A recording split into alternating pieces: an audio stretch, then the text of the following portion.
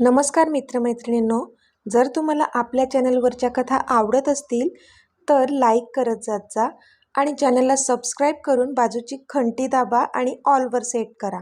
म्हणजे जेव्हा जेव्हा मी नवीन व्हिडिओ किंवा कोणतीही नवीन पोस्ट अपलोड करेन तेव्हा ती सगळ्यात आधी तुमच्यापर्यंत पोहोचेल. धन्यवाद. तर वळूया आपल्या कथेच्या पुढच्या भागाकडे.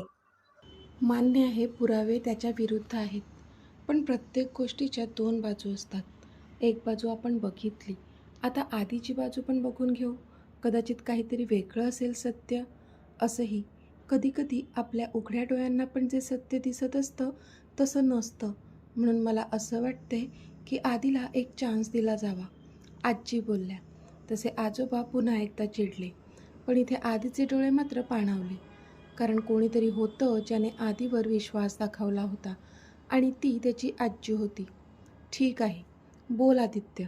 सगळं तर स्पष्टच आहे, पण तरीसुद्धा तुला पण बरोबर संधी मिळायला हवी स्वतःची बाजू मांडण्यासाठी. सो बोल, तू सांग तुझी बाजू काय आहे. शेवटी आजोबा तयार झाले. तसे आधीने डोळे पुसले आणि एक दीर्घ श्वास घेऊन तो जे जे त्या रात्रीचं सत्य होतं ते सांगू लागला. आता पुढे. आई, फोन का नाही घेत आहे आधी? मला खूप काळजी वाटू लागली आहे आता, युविका रडकुंडीला येत बोलली. तसं आता सुमनताईंनासुद्धा तिला काय उत्तर द्यावं कळत नव्हतं. कारण खरंच खूप उशीर झाला होता, तरीसुद्धा आदित्य अजून हॉस्पिटलमध्ये पोचलाच नव्हता. युवी, येईल अगं तो. कदाचित ट्रॅफिकमध्ये अडकला असेल. काहीतरी द्यावं म्हणून सुमनताईंनी तिला उत्तर दिलं. पण फोन तर उचलूच शकतो ना तो. एकतर कॉल पण केला नाही अजून आणि आता कॉल पण घेत नाही आहे. तूच सांग मी काय करू, युविका बोलली. हो, पण सुमनताईंना काहीच सुधरत नव्हतं, तरी त्या बोलत होत्याच, पण इतक्यात. थांब, मी रियांशलाच कॉल करून विचारते, कदाचित त्याला माहीत असेल, युवी बोलली आणि तिने रियांशला कॉल लावलासुद्धा. इथे रियांश ड्राईव्ह करत होता. तोच समोरच्या स्टिरिओ सिस्टमवर युविकाचा कॉल येत होता, म्हणून तिचं नाव फ्लॅश झालं. तसं रियांशने परीकडे पाहिलं. त्याने ब्लूटूथ कनेक्ट केलेलं. तो तिचा कॉल घेणार त्याआधीच परीने हात दाखवून त्याला थांबवलं आणि कॉल स्पीकरवर टाकला. हा युविका, बोल, रियांश बोलला. रियांश, आधी तुझ्यासोबत आहे का, युवीने विचारलं. पण तिचा आवाज ऐकूनच त्या दोघांनाही आयडिया आली होती की ती खूप पॅनिक झाली आहे. नाही गं, रियांश बोलला. तसा तिचा चेहराच पडला. युवी, काय झालंय? तू टेन्स वाटते, परीने विचारलं. तशी युविका रडायलाच लागली. हे युवी, श्श, काय झालं रडायला तुला, परीने विचारलं. तिला पण आता तिची काळजी वाटू लागली होती. परी, आधी सकाळपासून गेलाय घरी आणि बघ ना अजून आला नाही आहे. त्याने एक पण कॉलसुद्धा केला नाही. मी कॉल करते तर तो घेतसुद्धा नाही, युविका हुंदके देत बोलली.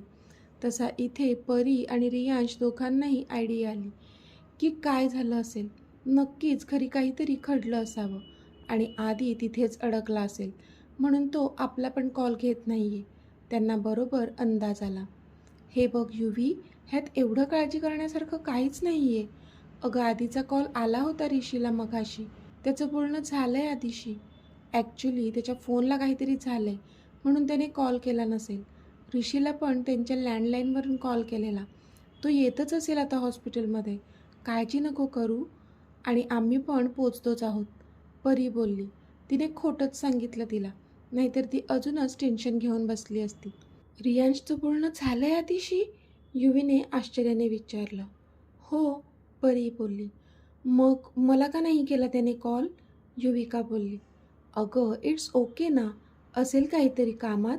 तुला तर माहीत आहेच कालपासून तू किती डिस्टर्ब आहे, परी बोलली. तसं युवीलाच कसं तरी झालं, कारण तिला माहीत होती त्याची कालपासूनची परिस्थिती.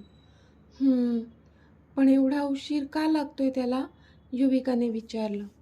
तू आता जास्त विचार करू नकोस, तो येतच असेल आणि मी सुद्धा पोचतेच, ओके, परी बोलली. ओके, लवकर ये, युविका बोलली. हो, मी येते लगेच. ठेवू का आता फोन, परीने विचारलं. चालेल, बाय, युविका. बाय डिअर, परी पण हसून बोलली आणि तिने कॉल ठेवून दिला. परीने रियांशकडे पाहिलं आणि एक सुस्कारा सोडला. ऋषी, जे मला वाटतंय तेच तुलासुद्धा वाटतंय का? परीने विचारलं. तशी रियांशने होमध्ये मान हलवली, कारण त्याला कळत होतं की परी आधीबद्दल बोलते. आपल्याला आता आधीसोबत असायला हवं ऋषी, परी बोलली. हो, मला पण तेच वाटतंय, रियांश बोलला. मग आपण जाऊया का इनामदार विलामध्ये? परीने विचारलं. हो, आधी लॅबमध्ये जाऊन हे सॅम्पल टेस्टिंग करायला देऊ आणि मग हॉस्पिटलमध्ये न जाता आधीकडे जाऊ, रियांश बोलला. चालेल, परी बोलली. इथे पुन्हा एकदा सगळेजण आधीकडे बघत होते. तो आता काय सांगतो ह्याकडे सगळ्यांचं लक्ष होतं. मी मान्य करतो की रॉयल कॉलेजमध्ये असताना माझी इमेज एक प्ले बॉय म्हणूनच होती. मी तिथे ॲडी द प्रिन्स म्हणून ओळखला जात होतो. मी हे देखील मान्य करतो की मला आवडायचं मुलींच्या आसपास राहणं, पण मी कधीच त्यांच्या जवळ गेलो नव्हतो. खरं तर हे आहे की मुली स्वतःहून माझ्याकडे अट्रॅक्ट व्हायच्या. त्यासाठी मला वेगळं काही करावं लागलंच नव्हतं. आमच्या ग्रुप सर्कलमध्ये होती इवा, जी इतर मुलींप्रमाणे माझ्याकडे अट्रॅक्ट झाली होती. तिने मला सगळ्या फ्रेंड्ससमोर प्रपोज केला होता, पण मी त्याच वेळी तिला नकार दिला होता, कारण माझ्या मनात तिच्याविषयी तशा काही भावना नव्हत्याच आणि ती माझी चांगली मैत्रीण असल्यामुळे मी असाच तिच्यासोबत फ्लर्ट करायचा विचारच करू शकत नव्हतो. पण मी दिलेल्या नकाराचा तिने खूप मोठा राग मनातच ठेवला आणि आमच्याच ग्रुपमध्ये असणाऱ्या जॉनसोबत मिळून मला अडकवण्याचा प्लॅन केला. त्यावेळी ती जॉनसोबत रिलेशनमध्ये होती. जॉनने पण तिला साथ दिली, कारण त्याला पण माझा राग होता. मी बास्केटबॉल चॅम्पियन होतो ना तिथला. जॉनला कधी चॅम्पियन बनताच आलं नव्हतं, म्हणून त्याचा पण राग होताच माझ्यावर. जॉनने मला खोटा फोन करून सांगितलं की इवाला तिथलाच एक गुंड तिच्या हॉस्टेलमध्ये जाऊन त्रास देतोय आणि त्यालासुद्धा त्या गुंडाने बांधून ठेवलंय. मी तिच्या हेल्पसाठी घाईघाईतच तिच्या हॉस्टेलमध्ये गेलो होतो. त्यावेळी मला जरासुद्धा कल्पना नव्हती की हा सगळा ट्रॅप आहे. तिच्या रूममधून 2 आवाज येत होते, मेल आणि फिमेल व्हॉईस. मी दरवाजा नॉक केला, पण दार उघडंच होतं. मी पटकन आत गेलो, पण समोर इव्हा हसत उभी होती. मी पाहिलं तर बाजूला एक रेकॉर्डिंग वारंवार प्ले होत होती.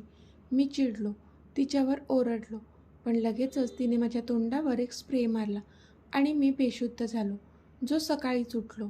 त्यानंतर तिने सगळ्यांसमोर तमाशा केला आणि मला अडकवलं. मी आणि इव्हा ज्या अवस्थेत होतो, त्यानंतर तिथे हजर असलेल्या प्रत्येकाला हेच वाटलं की मी इव्हासोबत चुकीचं केलं. तिथे जॉनसुद्धा हजर होता आणि माझ्यावर आरोप लावत होता. मी जीवाच्या आकांताने त्यांना पटवून देण्याचा खूप प्रयत्न केला, पण माझ्या प्रयत्नांना यश आलंच नाही, कारण सगळे पुरावे माझ्या विरोधात होते. मग मला पोलीस अरेस्ट करून घेऊन गेले. मी कॉलेजच्या प्रिन्सिपलनासुद्धा रिक्वेस्ट केली, कारण माझा रेकॉर्ड चांगला होता. कोणताच गुन्हा ह्याआधी माझ्या नावावर नव्हता. शिवाय सलग 5 वर्षे मी कॉलेजला बास्केटबॉलची चॅम्पियन ट्रॉफी मिळवून दिली होती. पण तरी प्रिन्सिपलनेसुद्धा माझं काहीच ऐकून घेतलं नाही आणि मी जेलमध्ये गेलो. मी काहीच केलं नव्हतं तरीसुद्धा खोट्या आरोपात मला अडकवलं गेलं आणि मग मामा आला, त्याला मी सर्व सांगितलं. त्याने माझ्यावर विश्वास ठेवला आणि आधी बोलतच होता की इतक्यात आजोबांनी त्याला हात दाखवून थांबवलं. त्याला काही कळलंच नाही की आजोबा का थांबवत आहेत. माझं अजून पूर्ण नाही झालंय आजोबा, आधी बोलला. पुढचं तुला सांगायची गरज पण नाही, आजोबा नकारार्थी मान हलवत बोलले. तसा आधी शॉक झाला. अहो, त्याला त्याचं बोलणं पूर्ण तरी करू द्या, आजी बोलल्या. तू शांत बस शांती, बाद झाली. त्याची जेवढी बाजू घ्यायची होती तेवढी घेऊन झाली आहे तुझी, आजोबा चिडून बोलले. तशा आजी पण गप्प झाल्या. पण आजोबा, आधी बोलतच होता की आजोबांनी त्याच्यासमोर त्यांच्या मोबाईलची स्क्रीन धरली. तसा आधीचा चेहरा पांढरा फट्ट पडला. थोड्या वेळापूर्वी जेव्हा आधी त्याची बाजू मांडत होता, त्यावेळी आजोबांच्या फोनची मेसेज टोन वाजली. आधी तर आजोबांनी लक्ष दिलं नाही, पण सतत मेसेज टोन वाजतच राहिली. तसा आजोबांनी त्यांचा फोन पाहिला आणि त्या फोनमध्ये आलेले फोटोज पाहूनच आजोबांचे डोळे मोठे झाले आणि क्षणात त्यांच्या रागाचा पारा चढला. कारण ते तेच फोटो होते जे इव्हा आणि आधीचे असहज अवस्थेत काढले गेले होते. जेव्हा आधी नशेमुळे बेशुद्ध झाला होता, तेव्हा वेगवेगळ्या पोजेसमध्ये इव्हाने ते फोटोज काढले होते. भले आधीचे डोळे बंद होते त्या फोटोमध्ये, पण इव्हा तर जागीच होती. आणि ते फोटो बघणाऱ्या समोरच्या व्यक्तीला हेच वाटले असते की ते दोघेही त्यांचे इंटेन्स मोमेंट एन्जॉय करत आहेत. अक्षयला खरं तर आधी तिथून कसा सुटला हे माहीत नव्हतंच, पण तरी आधीच्या बोलण्यात इतका आत्मविश्वास होता की नक्की आता आधी स्वतःला निर्दोष सिद्ध करेल आणि आपला प्लॅन फसला जाईल असं अक्षयला वाटलं. आणि म्हणूनच त्याने त्याच्या माणसाला काही फोटोज आजोबांच्या नंबरवर पाठवायला सांगितले होते, जेणेकरून आजोबांचं लक्ष डायव्हर्ट होईल आणि त्यांना राग येईल. हा त्याचा शेवटचा वार होता आणि आता तो बरोबर लागला होता. आणि म्हणूनच त्याच्या चेहऱ्यावर असुरी हास्य होतं. हे हे सर्व खोटं आहे, आधी सैरभैर होत बोलला. तो पण शॉक झाला होता ते फोटोज पाहून, कारण तो सुद्धा ते फोटोज पहिल्यांदाच पाहत होता. अच्छा, हे फोटोज पण खोटे आहेत. आत्तापर्यंत तुझ्या विरोधात दाखवले गेलेले सगळे पुरावे खोटे आहेत आणि तू जी ही स्टोरी बनवून आम्हाला सांगतोय ती खरी आहे, हो ना? आजोबांनी चिडून विचारलं. मी कोणतीच स्टोरी सांगत नाही आहे आजोबा, जे जसं घडलं तेच सांगतोय. माझा एक अन एक शब्द खरा आहे. माझं पुढचं ऐकून तरी घ्या, आदी बोलला. आत्ता अजून काय ऐकायचं आहे तुझं? ठीक आहे, मी सांगतो तुला काय म्हणायचं आहे ते. तुझी पुढची स्टोरी मी सांगतो तुला. ऐक तर, हे सगळं घाणेरडं कृत्य करून तू तुझ्या मामासमोर रडला आणि तुझ्या लाडक्या मामाने सुद्धा तुझी साथ दिली आणि त्याची पॉलिटिकल शक्ती वापरून त्याने तुला जेलमधून बाहेर काढलं आणि इतकी वर्षे तुम्हा दोघांनी हे आमच्यापासून लपवूनसुद्धा ठेवलंस. ह्या कानाची त्या कानाला खबरसुद्धा लागू दिली नाही. आजोबा चिडून बोलले. आजोबा, ते लंडन आहे, इंडिया नाही. आपल्यासारखं राजकारण तिकडे नाही चालत. ज्यांनी ज्यांनी गुन्हा केलेला आहे त्याला शिक्षाही मिळतेच. पण मी कोणताच गुन्हा केला नव्हता म्हणून मी सुटलो, निर्दोष सुटलो, आदी बोलला. इंडिया असो किंवा लंडन, राजकारण हे सगळीकडे चालत असतं आणि तुझा मामा तर राजकारणात आहे ना, मग तो तर तुला सोडवूच शकतो, आजोबा बोलले. पण आजोबा, आधी बोलतच होता की, शांती, खूप विश्वास आहे ना तुला तुझ्या नातवावर. मग हे बघ त्याचे प्रताप, आजोबा आधीला मध्येच तोडत बोलले. तसा आधीचा चेहराच पडला. पण आता त्या मोबाईलमधले फोटोज बघून आजी पण शॉक झाल्या होत्या. इतक्यात सविता आत्याने तो मोबाईल आजींकडून घेतला आणि त्यातले ते फोटोज बघू लागले. ते फोटो बघून त्यांनी पण तोंडावर हात ठेवला. अगं बाई, शी, किती तो थिल्लरपणा. अरे देवा, काय काय बघावं लागतंय आम्हाला. शी शी, बघा, तुम्ही पण बघा सगळ्यांनी ह्या आधीचे प्रताप, सविता आत्या तोंड वाकडं करत बोलल्या आणि सगळ्यांना ते फोटोज दाखवू लागल्या. तशी आजी आणि आजोबांनी नकारार्थी मान हलवली. पण ते फोटोज बघून आता सगळ्यांच्या चेहऱ्याचे एक्सप्रेशन्स चेंज झाले होते. आजोबा, तुम्ही माझं ऐकून तरी घ्या, आधी आता काकुळतीला येत बोलला. काय ऐकायचं आहे आता आधी? सगळं तर स्वच्छ आहे आमच्यासमोर. आता तुझ्या भाकड कथा ऐकण्यात आम्हाला अजिबात रस नाही आहे. हे घाणेरडं कृत्य करून तू परिवाराची इज्जत घालवलेली आहे. त्यात तू त्या मुलीसोबत लग्न करून पुन्हा एकदा परिवाराची इज्जत घालवलीस. सांग, काय शिक्षा द्यायची तुला? आजोबांनी चिडून विचारलं. तसा आधीने चिडून त्याचा अंगठा कपाळावर रब केला, कारण तो कधीपासून त्यांना समजावण्याचा प्रयत्न करत होता, त्याची बाजू पटवून देण्याचा प्रयत्न करत होता. पण ते होते की काही समजून घेण्याच्या मनस्थितीतच नव्हते, समजून घेण्याचा प्रयत्नच करत नव्हते. त्यांना सांगून सांगून तो थकलेला की तो निर्दोष आहे, निर्दोष आहे, पण त्याचं म्हणणं कोणीच ऐकून घेत नव्हतं. आजोबा तर मानतच नव्हते. कधीपासून तो शांत होता, कारण कधीपासून त्याच्याबद्दल बोललं जात होतं. पण आत्ता मात्र विषय युविकाचा निघाला होता. पुन्हा एकदा तिच्यावर बोट ठेवलं गेलं होतं आणि ते तो सहन करू शकत नव्हता. तो आजोबांच्या समोर जाऊन उभा राहिला आणि नाराजगीनेच हसतच त्याने त्यांच्यासमोर हात जोडले. तसे आजोबा त्याच्याकडे बघतच राहिले. मला वाटलं होतं की मला माझी बाजू मांडू दिली जाईल, पण नाही. तुम्हाला माझं काही ऐकूनच घ्यायचं नाही आहे, तर मी माझी बाजू तरी कशी मांडणार आजोबा? But it's fine, completely fine, and it's over now. आता मी तुमच्यासमोर माझी कोणतीच बाजू मांडणार नाही. तुम्हाला जे हवं ते आणि तसं तुम्ही समजा, मला काहीच फरक पडत नाही.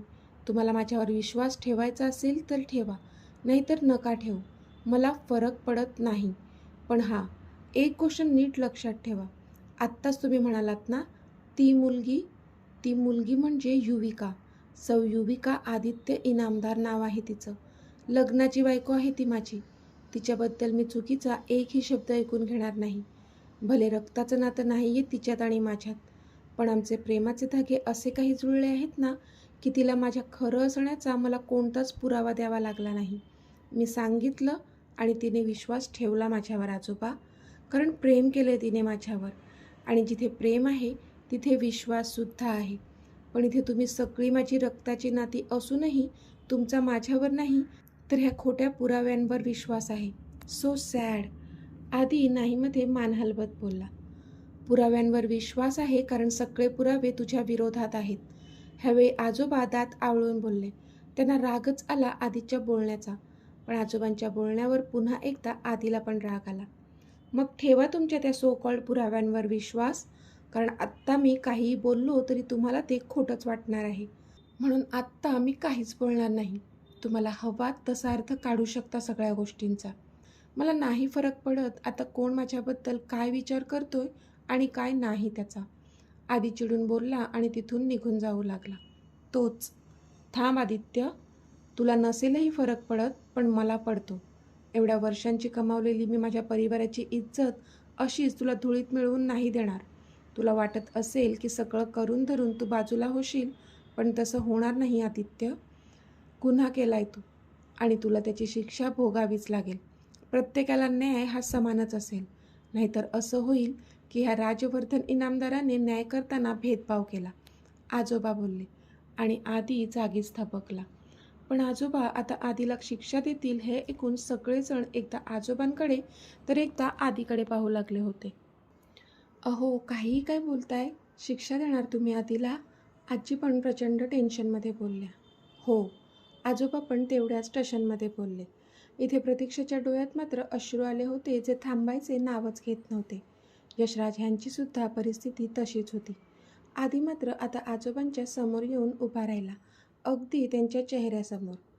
काहीही शहानिशा न करता तुम्ही तर मला दोषीसुद्धा ठरवलंत आजोबा.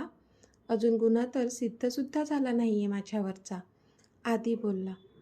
सगळे पुरावे तुझ्या विरोधात आहेत आणि आमच्या नजरेत तू दोषी आहेस, आजोबा बोलले. तशा आधीने रागात हाताच्या मुठी आवळल्या. ठीक आहे, दोषी तर दोषी. सांगा मग काय शिक्षा ठरवली आहे तुम्ही माझ्यासाठी? आधी त्यांच्या नजरेला नजर भिडवत बोलला. तसे आजोबा अजूनच चिडले. तुझ्या एवढ्या मोठ्या गुन्ह्यासाठी तुझी शिक्षा हीच आहे की आजपासून तुझा आणि इनामदारांचा काहीच संबंध नसेल. मी तुला इनामदारांच्या घरातून, सगळ्या प्रॉपर्टीमधून बेदखल करत आहे. इनामदार कंपनीचे फक्त 10% शेअर्स तुझे असतील. शिवाय बँड्रामध्ये जो बंगलो आहे तो तुझा असेल. बाकी इनामदारांच्या कोणत्याच प्रॉपर्टीवर तुझा अधिकार नसेल. नाही इनामदारांचं घर आणि नाही इनामदारांच्या कोणत्याच व्यक्तीशी तुझा संबंध असेल. आजोबा बोलले आणि आधी जागीच फ्रीज झाला. त्याला अजिबातच कल्पना नव्हती की त्याचे आजोबा इतका मोठा कठोर निर्णय त्याच्यासाठी घेतील, ते पण त्याने न केलेल्या गुन्ह्यासाठी. स्वतःच्याच माणसांपासून तोडत होते ते त्याला, जे अजिबातच मान्य नव्हतं त्याला. त्याला वाईट तर खूप वाटत होतं ह्या क्षणी. डोळ्यात अश्रू देखील होते, पण स्वतःला कठोर केलं त्याने आणि डोळ्यातले अश्रू पुसले. जर तुमचा हाच निर्णय असेल तर ठीक आहे, मान्य आहे मला तुमची ही शिक्षा. नाही ठेवणार मी तुमच्या कोणाशीच संबंध. माझं तोंडसुद्धा दाखवणार नाही तुम्हाला. जर तुम्हाला हेच हवं आहे तर हेच सही, आधी भरल्या डोळ्यांनी बोलला. आणि अजून एक, माझी माणसंच जर तुम्ही तोडलीत, मग तुमच्या त्या कंपनीच्या शेअर्सचं मी काय करणार आहे? नको मला तुमचं काहीच, ना तुमच्या कंपनीचे शेअर्स आणि नाही तुमचा बांद्रामधला बंगलो. काहीच नको मला. मी आदित्य इनामदार आहे. शून्यातून सुद्धा मी माझं जग निर्माण करू शकेल. तुमचा नसला तरी माझा विश्वास आहे स्वतःवर. तुम्ही राहा तुमच्या गैरसमजात, जे तुमच्या नातवाने निर्माण केलेले आहेत. Good bye mister Rajvardhan Inamdar, आधी बोलला आणि झपझप पावलं टाकत तिथून निघून गेला. तर मित्रमैत्रिणींनो, आजचा भाग तुम्हाला कसा वाटला ते मला कमेंटमध्ये सांगा. आणि जर आवडला असेल तर व्हिडिओला लाईक करा, शेअर करा आणि चॅनलला सबस्क्राईब करून बाजूची घंटी नक्की दाबा. चला तर भेटूया आपल्या पुढच्या भागात. तोपर्यंत धन्यवाद.